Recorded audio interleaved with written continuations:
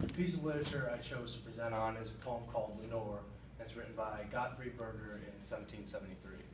And this is my statement that this is my project.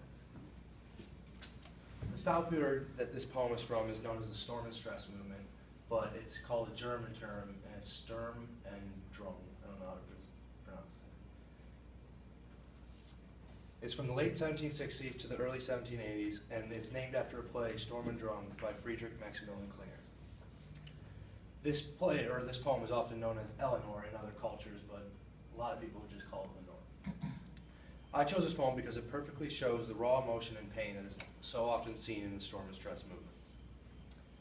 This poem, during this time, literature was expressed extreme emotion, and this emotion was in response to the constraints of the Enlightenment period.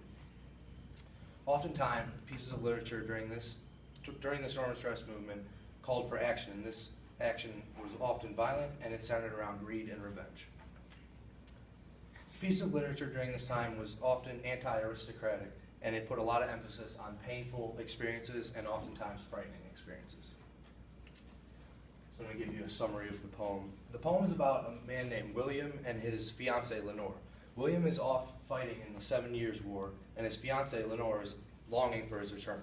As she sits at home and she awaits and she sees other soldiers returning from war, she begins to plead with God.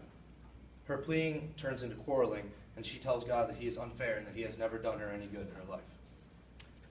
Lenore's sorrow depicts the raw emotion often found in this time period. Soon one night, a man who looks like her fiancé, William, comes up on a horseback and takes her away into the night. He tells her that he's taking her to see her husband. He takes her to a graveyard where she is shown two graves.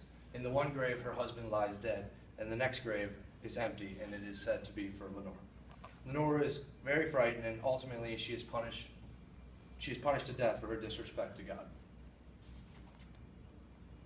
This part of the poem I pulled it's like towards the end of the poem where it shows Lenore's death, and I think it exemplifies the fright that she was going through. The churchyard troop, a ghostly group, close round the dying girl. Out and in they hurry and spin through the dancer's weary world. Patience, patience, when the heart is breaking, with thy God there is no question making. Of thy body thou art quit and free, heaven keep thy soul eternally. Like I said before, I chose this poem, Lenore, because I feel it best portrayed the raw emotion and fearfulness that many literature pieces showed of during this time period.